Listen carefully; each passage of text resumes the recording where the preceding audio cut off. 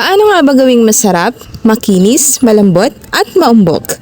Steam rice cake ala Goldilocks, i-reveal na natin yan sa video na ito. Paano gawin? Ganito lang yan.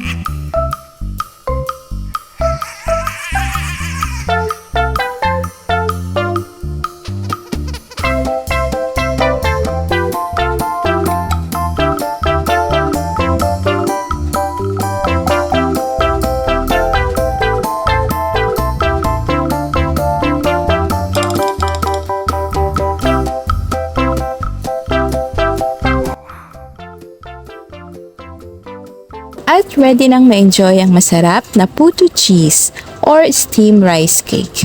Perfect itong pang merienda at negosyong patok din sa masa.